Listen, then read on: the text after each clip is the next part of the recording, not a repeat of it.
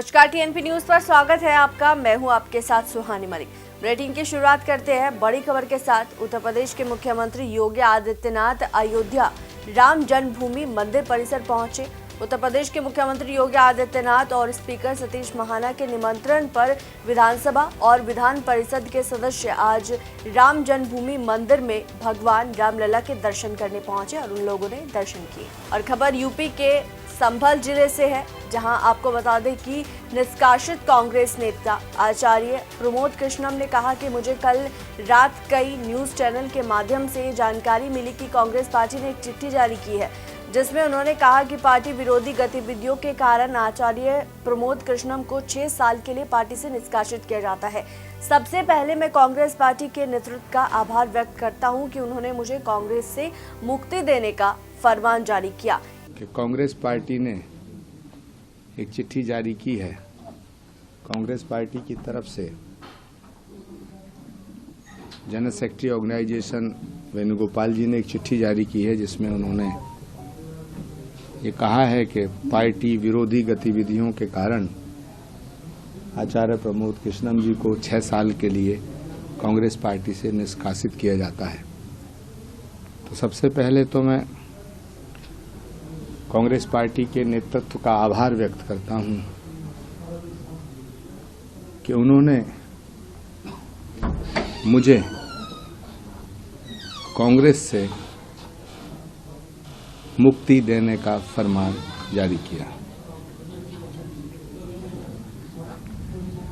साथ ही साथ मैं उनसे ही सवाल करना चाहता हूं, क्योंकि उस चिट्ठी में लिखा है पार्टी विरोधी गतिविधियों की वजह से। तो वेणुगोपाल जी या आदरणीय खड़गे जी कृपया बताएं कि ऐसी कौन सी गतिविधियां हैं जो पार्टी के विरोध में थीं और उन्हें कब पता चला। क्या राम का नाम लेना पार्टी विरोधी है? क्या अयोध्या जाना पार्टी विरोधी है? क्या भगवान राम की जन्मभूमि के मंदिर की प्राण प्रतिष्ठा समारोह का निमंत्रण स्वीकार करना पार्टी विरोधी है? क्या भगवान राम के मंदिर की प्राण प्रतिष्ठा समारोह में सम्मिलित होना पार्टी विरोधी है? क्या श्री कल्की धाम का शिलान्यास कराना पार्टी विरोधी है? क्या नरेंद्र मोदी जी से मिलना पार्टी विरोधी है? क्या उत्तर प्रदेश के माननीय मुख्यमंत्री योगी आदित्यनाथ जी को श्री कल्की धाम के शिलान्यास समारोह का निमंत्रण देना पार्टी विरोधी है? सवाल आचार्य प्रमोद कृष्णम के निष्कासन का नहीं है।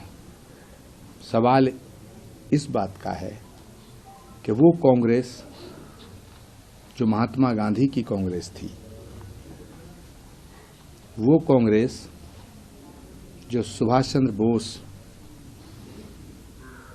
पंडित जवाहरलाल नेहरू, मौलाना आजाद और इंदिरा गांधी की कांग्रेस थी, आज उस कांग्रेस को किस रास्ते पे ला करके खड़ा किया गया है।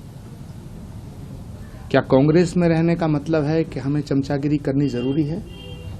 क्या कांग्रेस में रहने का मतलब है कि हमें झूठ बोलना जरूरी है? क्या कांग्रेस में सिर्फ वो रह सकते हैं जो सनातन को मिटाने की बात करें?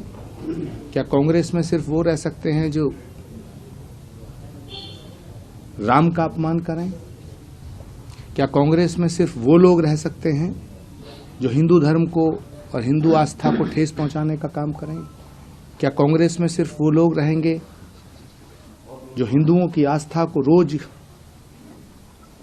ठेस पहुंचाने का काम करेंगे? मैं आपके माध्यम से ये साफ कर देना चाहता हूं कि राम और राष्ट्र पर समझौता नहीं किया जा सकता है। निष्कासन बहुत छोटी चीज है। हम अपने प्राणों को भी न्यौछावर करने के लिए तैयार हैं, लेकिन राष्ट्रीय अस्तित्व, राष्ट्रीय अस्मिता और सनातन पर कोई समझौता नहीं किया जा सकता है। मुझे ये कहते हुए हर्ष हो रहा है कि इस देश को एक सुयोग्य, सुसंस्कृत समर्थ नेतृत्व की आवश्यकता थी, जो नरेंद्र मोदी जी ने पूरी की है।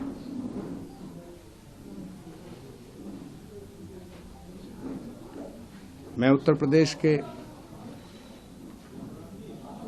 कर्मठ मुख्यमंत्री आदरणीय योगी आदित्यनाथ जी का भी आज आभार व्यक्त करता हूं कि उन्होंने श्री कल्की धाम के शिलान्यास समारोह में आने का मेरा न्योता स्वीकार किया है। कल क्या होगा ये किसी को नहीं पता, लेकिन मैं इतना अवश्य कहना चाहता हूं कि 16-17 साल की उम्र में मैंने जो वचन राजीव गांधी जी को दिया था वो आज तक निभाया है, और आज इस उम्र में एक संकल्प ले रहा हूं कि मैं आजीवन नरेंद्र मोदी के साथ खड़ा रहूं। और उत्तर प्रदेश के मुख्यमंत्री योगी आदित्यनाथ ने कहा कि भक्ति से उपजी ये शक्ति ही दुश्मनों के दांत हमेशा खट्टे करती थी। छत्रपति शिवाजी महाराज ने पूरे भारत के गौरव को बढ़ाया था। औरंगजेब की सत्ता को चुनौती देते हुए उन्होंने औरंगजेब को ऐसे तड़पने के लिए छोड़ दिया था कि कोई पूछ नहीं रहा है। बहनों और भाइयों, एक ही परिवार में 4-4 सिद्ध संतों का उदय, और महाराष्ट्र वाले इसीलिए सौभाग्यशाली हैं। इन पूज्य संतों का आशीर्वाद आज तो आपको प्राप्त हो रहा है, सैकड़ों वर्षों से प्राप्त हो रहा है, और भक्ति से उपजी ये शक्ति ही दुश्मनों के दांत हमेशा खट्टा करती थी। समर्थ गुरु रामदास जी छत्रपति शिवाजी महाराज को यहीं से पैदा करते हैं, और छत्रपति शिवाजी महाराज पूरे भारत के अंदर उन्होंने जिस तेज को लहराया था, उस कालखंड में सोचिए, औरंगजेब की सत्ता को चुनौती देते हुए औरंगजेब को उन्होंने तड़पने और मरने के लिए ऐसा छोड़ दिया कि आज तक कोई पूछ नहीं रहा है। और यूपी बजट पर सपा अध्यक्ष अखिलेश यादव ने कहा कि आज 80 करोड़ लोगों को इन्हें राशन देना पड़ रहा है। 80 करोड़ से अधिक लोगों को जीवन स्तर कब बेहतर होगा, उनके सपने कब पूरे होंगे, क्या किसानों की आय दोगुनी होगी। ये लोगों के जीवन स्तर को बेहतर नहीं करना चाहते, केवल वोट की राजनीति करना चाहते हैं। सरकार इतना बड़ा बजट ला रही तो पैसा क्यों नहीं खर्च हो रहा है। गरीब को 80 करोड़ लोगों को इन्हें राशन देना पड़ रहा है। 80 करोड़ से ज्यादा लोगों को जो देश के लोग और खासकर भारतीय जनता पार्टी की सरकार राशन दे रही हो, उनका जीवन स्तर कब बेहतर होगा, उनके जो सपने वो कब पूरे होंगे। उनके सपने पूरे होने के लिए क्या पढ़ाई का इंतजाम अच्छा हो गया है, क्या उनके पढ़े लिखे बच्चों के नौकरी रोजगार के अवसर मिल रहे हैं उनको, क्या किसानों की आय दोगुनी हो गई। ये बुनियादी जो चीजें हैं कि इंफ्रास्ट्रक्चर बेहतर हो, मेडिकल सर्विसेज बेहतर हो। मैं इस सदन में सुन रहा था, बीजेपी की सरकार ये कहती है कि दुनिया में 5वीं अर्थव्यवस्था बन गए हैं। इस बड़ी अर्थव्यवस्था बनने के तो आबादी भी तो आपकी है जिसकी वजह से बन रही है, लेकिन लोगों को क्या मिल रहा है, क्या लोगों के जीवन स्तर बेहतर हो रहा है। ये लोगों का जीवन स्तर बेहतर नहीं करना चाहते हैं, केवल वोट की राजनीति करना चाहते हैं। तो बजट ना खर्च करने को लेकर आपने जो सवाल पूछा था हाउस में, सवाल ये पूछा है कि आखिरकार सरकार बजट क्यों, इतना जब बड़ा बजट ला रही है सरकार, तो पैसा खर्च क्यों नहीं हो रहा है। और उत्तर प्रदेश के उप मुख्यमंत्री ब्रजेश पाठक ने कहा कि समाजवादी पार्टी के चाल चरित्र के बारे में सब जानते हैं। उन लोगों ने भारत की संस्कृति और प्रभु रामलला के प्रति हमेशा से द्वेष भावना के तहत काम किया है। इन्हीं लोगों की सरकार में अयोध्या रक्त रंजित हुई थी, तो ये कैसे वहां जा पाएंगे। हम सब भारत की जो सांस्कृतिक विरासत को और आगे बढ़ाने का काम कर रहे हैं। माननीय मंत्रीगण सभी लोग हम लोगों के साथ जा रहे हैं, माननीय विधानसभा अध्यक्ष जी, और सभी लोग के मन में तीव्र आकांक्षा है कि प्रभु रामलला के दर्शन हम लोग समवेत करें। आपने सब कुछ कन्वेंस कर लिया, बसपा भी आ गई, सभी जा रहे हैं, सभी नहीं ला पाया। देखिए, समाजवादी पार्टी के चाल चरित्र के बारे में आप पहले से जानते हैं। उन लोगों ने भारत की संस्कृति से, प्रभु रामलला से हमेशा द्वेष भावना के तहत काम किया है। इन्हीं लोगों की सरकार में अयोध्या रक्त रंजित हुई थी, तो कैसे जा पाएंगे। हम सब भारत की जो सांस्कृतिक विरासत है उसको और आगे बढ़ाने का काम कर रहे हैं। माननीय मोदी जी के नेतृत्व में जो प्रभु रामलला का भव्य मंदिर का लोकार्पण हो रहा, आज दुनिया। और खबर रामनगरी अयोध्या से है, जहां पर यूपी सरकार का मंत्रिमंडल रामलला के दर्शन करने के लिए पहुंचा है। श्री राम जन्मभूमि मंदिर परिसर में इन्हें दर्शनार्थी मंत्रियों और विधायकों पर लोगों ने पुष्प वर्षा की।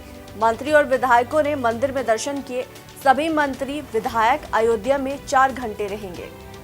और खबर बुलंदशहर से है, जहां पर पुलिस को बड़ी सफलता हाथ लगी है। जानकारी के अनुसार पुलिस और बदमाशों के बीच एक ही रात में 2 अलग अलग जगह मुठभेड़ की घटना हुई है। आपको बता दें कि बुलंदशहर शहर टीम और खुर्जा पुलिस की पंखिया गैंग के शातिर सदस्यों से मुठभेड़ हुई है, जिसमें कार सवार 2 बदमाशों को पुलिस की गोली लगने से वो घायल हो गए। और बताया जा रहा है कि बदमाश किसी बड़ी वारदात को अंजाम देने के लिए कार और बाइक पर सवार होकर निकले थे। तो वही पुलिस ने आरोपियों के पास से जिंदा कारतूस और खोखा, तमंचे, कार और बाइक भी बरामद की है। सर, पुलिस और बदमाशों के बीच मुठभेड़ हुई है। सर, कितने बदमाशों की गोली लगी है, कितने बदमाश पकड़े गए हैं? ये वरिष्ठ पुलिस अधीक्षक महोदय बुलंदशहर के निर्देश पर अपराधियों पर नियंत्रण के क्रम में खुर्जा देहात पुलिस द्वारा चेकिंग की जा रही थी। चेकिंग के दौरान ही सूचना मिली कि मुखबिर के द्वारा कि क्षेत्र में कुछ बदमाश आए हुए हैं और अपराध करना चाह रहे हैं। यह सूचना जनपदीय स्वाट टीम को भी दी गई और उनको भी बुलाया गया और फिर बदमाशों की तलाश की गई। और उसी दौरान चेकिंग के समय एक कार अर्टिगा आती दिखाई पड़ी, जिसे चेक करने हेतु रोका गया। तो उसमें से 2 बदमाश उतर कर भागे और उन्होंने पुलिस पर फायरिंग करते हुए भाग खड़े हुए, जिस पर पुलिस द्वारा अपने आत्मरक्षार्थ क्रॉस फायरिंग की गई, जिसमें 2 बदमाश घायल हुए और वहां पर 2 बदमाश पकड़े गए। उनसे जानकारी यह मिली कि उनके कुछ साथी खुर्जा नगर की तरफ गए हुए हैं, जिस पर सर्किल खुर्जा की फोर्स को चेकिंग के लिए लगाया गया और गहनता से चेकिंग का निर्देश दिया गया। इस पर थाना खुर्जा नगर क्षेत्र में पुनः एक मुठभेड़ हुई। और खबर बहराइच से है, जहां पर नानपारा में सराफा व्यापारी अमित सोनी से लाखों के जेवरात और कैश लूटकांड का मामले में अभी तक कोई भी कार्रवाई नहीं की गई है। आपको बता दें कि व्यापारी पर नकाबपोश 3 लुटेरों ने ताबड़तोड़ चाकुओं से हमले के बाद लूट की घटना को अंजाम दिया था। घटना के 24 घंटे बाद भी पुलिस के हाथ खाली है। तो वहीं दूसरी ओर डीआईजी और एसपी ने घायल व्यापारी से मुलाकात की है। पीड़ित घायल व्यापारी को लखनऊ ट्रॉमा सेंटर रेफर किया गया है और अफसरों ने जल्द ही वारदात के खुलासे की भी बात कही है। पहली बात तो ये है कि कल जो घटना घटी, ये नानपारा के ग्रामीण क्षेत्र में एक 1.5 साल पहले से दुकान शुरू किया था इन्होंने, अमित सोनी ने। शाम को करीब 6 बजे के आसपास जब ये बंद करके वापस लौट रहे थे तो इनके ऊपर हमला हुआ और उसी दौरान इनका एक बैग भी छीना गया है, जिसमें इनका 50,000 कैश था, करीब 50 ग्राम सोना बता रहे हैं और 2.5-3 केजी चांदी। तो इसमें घायल भी हो गए हैं, तो उनका हालचाल लेने और देखने आया था। और जहाँ तक घटनाओं का सवाल है, तो नानपारा क्षेत्र में विगत कुछ समय से इस तरह की घटना तो हुई नहीं थी। ये घटना हम लोग के लिए भी अप्रत्याशित है और इसी के लिए हम लोगों ने इसको बहुत गंभीरता से लिया है। और अभी मैं घटनास्थल पर भी जाऊँगा, वहाँ की स्थिति परिस्थिति देख करके इस केस का खुलासा करना है। इसके लिए 3-4 टीमों का गठन किया गया है। और खबर यूपी के पीलीभीत जनपद की पूरनपुर तहसील के मोहल्ला खानकाहा में शनिवार को समुदाय विशेष के लोगों ने राष्ट्रपति को संबोधित ज्ञापन एसडीएम राजेश कुमार शुक्ला को सौंपा है। इस ज्ञापन में बताया गया कि उत्तराखंड के हल्द्वानी मलिक बाग में मौजूद मस्जिद और दरगाह को धामी सरकार ने तोड़वा दिया। विरोध करने वाली महिला और बच्चों पर धामी सरकार की पुलिस ने लाठियां बरसाई और गोली चला दी, जिसमें कई बेगुनाह लोगों की जान चली गई। हालात बिगड़ने पर पुलिस समुदाय विशेष के लोगों को जिम्मेदार बताकर उन पर जुल्म कर रही है। वहीं दिल्ली के महरौली में भी डीडीए और फॉरेस्ट विभाग तथा दिल्ली पुलिस की मिलीभगत से एक बुजुर्ग की दरगाह, मस्जिद, कब्रिस्तान और मदरसे को तोड़ा गया है। तो तमाम तरह की ये बातें इस ज्ञापन में लिखी गई थी।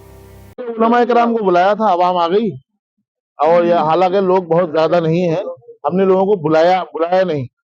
हम लोग सिर्फ इसलिए आए हैं, दो दिन से देख रहे हैं खुलेआम हल्द्वानी के मुसलमानों पे गोलियां चल रही हैं। दिल्ली में मस्जिद को गिरा दिया गया, हल्द्वानी में भी मस्जिद को गिरा दिया गया और मौलाना सलमान अजहरी को गिरफ्तार कर लिया गया, जबकि सलमान अजहरी ने कोई किसी पंथ, किसी मजहब, किसी धर्म का नाम नहीं लिया। सलमान अजहरी ने जो बातें कही हैं वो हम उनका समर्थन तो नहीं करते, लेकिन टी राजा को टी राजा को गिरफ्तार क्यों नहीं किया गया? नुपुर शर्मा गिरफ्तार क्यों नहीं हुई? नरेंद्र मोदी जी की कैबिनेट में मंत्री हैं गिरिराज सिंह, वो रोज मुसलमानों को गालियां देते हैं। ये उत्तर प्रदेश के मंत्री हैं संजय निषाद, वो रोज मुसलमानों को गालियां देते हैं। इन पर कार्रवाई क्यों नहीं हुई? इन्हें क्यों नहीं गिरफ्तार किया गया? हम चाहते हैं कि इंसाफ कायम किया जाए, सलमान अजहरी को रिहा किया जाए, और अगर सलमान अजहरी ने जो बोला अगर वो साबित हो तो लोगों के सामने आए, सामने लेकर के ये लुका छुपी क्यों खेल रही है सरकार? नरेंद्र मोदी जी बड़ी मीठी मीठी बातें कर रहे हैं, उन्हीं की पार्टी के जो शासित राज हैं वो उनके मुख्यमंत्री मुसलमानों को मिटाने की कसम खाए हुए हैं। और खबर यूपी के पीलीभीत जनपद में पत्नी के द्वारा प्रताड़ित करने और पुलिस द्वारा कार्रवाई नहीं करने से आहत होकर एक युवक ने जहरीले पदार्थ का सेवन कर लिया। परिजनों ने आरोप लगाया है कि एसपी आवास पर जाकर ही उसने जहरीला पदार्थ का सेवन किया। युवक को आनंद फानन में जिला अस्पताल में भर्ती कराया गया, जहां पर गंभीर होने पर उसे हायर सेंटर रेफर किया गया, लेकिन रास्ते में ही युवक की मौत हो गई। मामले में पुलिस का कहना है कि युवक ने कचहरी में ही जहरीले पदार्थ का सेवन किया था। आज मैं बाथरूम करने के लिए तो ये एप्लीकेशन कह रहा, मैं एप्लीकेशन लिख रहा हूँ, पर हमें नहीं पता, हम कोई पढ़े लिखे नहीं कि एप्लीकेशन लिख रहा है। इनने 2 पन्ने भर गए और जो कह रहा हमने कि कहाँ जा रहा है, कह रहा मैं सर को छोड़ने जा रहा हूँ, एप्लीकेशन हम तुम्हें बुला लेंगे। इनने ये बोला। जहर कहाँ खाया? जहर इनने एसपी साहब के बंगले में खाया। अच्छा, तो वहाँ क्या करते हैं ये जो कचहरी में गाड़ी चलाता है। किसकी गाड़ी चलाते हैं? कलेक्टर की बता रहा था हमें, वो डीएम साहब बैठे ऑफिस में चलाते हैं उसमें। अब हमें नहीं पता, इनके 2 पर्चे होंगे। इनके क्या नाम है? फिर दीप नाम है। इनके पर्चे घर पे रखे, इन्हें 2 पन्ने पे पता क्या लिखा। बोलो कप्तान की यहाँ पेश होंगे, मुझको न्याय ना मिलो तो मैं जहर खा लूंगा। मैंने कि लला मत जा, जो मोटरसाइकिल लेके भाजो चलो आओ, पूने ना उठाओ। हाँ दैया कप्तान की तो बंगला पे खा हुआ कहूँ पे। क्या हुआ? जाकी बहू है, जब शादी भाई 1.5 महीना भाई है शादी को, बाहर नवादा की लड़की इसका नाम है बाको। अब भाई एक लड़कन संग ना बाके कम से कम 10-12 लड़का सबसे बात करो तो सबकी मोटरसाइकिल पर घूमत है। वे लड़का जाके मोबाइल कर करके फोटो डालत वीडियो जाके मोबाइल पे है। अब कल बात भाई कचहरी में तबाने 2 थप्पड़ मारे मेरे लड़का के, तभी से मेरे लड़का को मूड खराब। अब कह रही तेरे तमंचा लेके आई, कह रही 3 दिन में तेरे ठिया कर दूंगी। हाँ पुलिस, हाँ कप्तान के यहाँ गए, हमारी कोई सुनवाई कहूँ ना ही रही। और कागज जहानाबाद थाने वाले परेशान कर रहे। अब पहले जब से लड़ाई भाई तो बारात लौट के आई, तो थाने से लोग गए, पुलिस वाले गए तो बारात करवाई है। और अब जाते थाने वाले जो रहे कि हमें कुछ न्याय बताओ, तो अब कहते हम कहा तुम्हारे लड़का उड़का के बच्चा होंगे तो लोगों में ठेका ला हुआ है। आज दिन में एक प्रकरण संज्ञान में आया कि एक व्यक्ति ने जहर खा लिया है। सूचना पर हेड कांस्टेबल राहुल द्वारा उसको अस्पताल में भर्ती कराया गया। प्रथम दृष्टया जानकारी में तथ्य प्रकाश में आए कि इस युवक प्रदीप नाम का युवक था, लगभग 22 वर्ष का। इसने करीब 2 माह पूर्व एक युवती से कोर्ट मैरिज की थी। उसके बाद से इनके पति पत्नी के बीच में विवाद चल रहा था। युवती जहानाबाद क्षेत्र की रहने वाली थी और पति पत्नी के विवाद के चलते ही इस युवक द्वारा आज कहीं कचहरी परिसर के आसपास जहर खा लिया गया। ये बताया जा रहा है कि जो कप्तान साहब है उनकी आवाज पे जहर खाया है, परिवार वालों का आरोप है। ये कहना गलत है। युवक द्वारा कचहरी के पास में जहर खाया गया है और उसके बाद उधर जाते समय जब इसका संज्ञान आया कि उसने जहर खा लिया है तो पुलिस द्वारा इसको अस्पताल में भर्ती कराया गया। जीवन रक्षा के लिए प्रयास किया गया, तदुपरांत यहाँ से ये बरेली के रेफर कर दिया गया था। क्या मौत हो गई है? ऐसा सुनने में आ रहा है कि इसकी बरेली जाते समय अस्पताल के पास मृत्यु हो गई है और जैसे ही इसके परिवारजनों द्वारा कोई भी तहरीर दी जाएगी उसके हिसाब से सुसंगत धाराओं में कार्रवाई की जाएगी। और खबर यूपी के लखीमपुर खीरी जिले से है, जहां पर एक युवक की गला रेत कर निर्मम हत्या कर दी गई। तो वही इस घटना के बाद से इलाके में सनसनी फैल गई। जानकारी के अनुसार युवक का शव सड़क के किनारे बरामद हुआ। फिलहाल सूचना पर पहुंची पुलिस जांच पड़ताल में जुटी है और ये पूरा मामला मोहम्मदी कोतवाली क्षेत्र के बोआ के गांव के पास के बताया जा रहा है। और खबर फर्रुखाबाद से है, जहां पर माफिया और बसपा नेता है अनुपम दुबे और उनके परिजनों पर बड़ी कार्रवाई की गई है। जिलाधिकारी डॉक्टर वीके सिंह ने गैंगस्टर के मुकदमे में डब्बन और बब्बन की संपत्ति कुर्क करने के आदेश के बाद उनकी करोड़ों की संपत्ति की कुर्की की गई है। आज भी ये कार्रवाई जारी रहेगी और आपको बता दें कि अनुपम दुबे और उसके परिवार की कुल 10 संपत्ति कुर्क कर गई है, जिनकी जो कीमत है वो लगभग 45 करोड़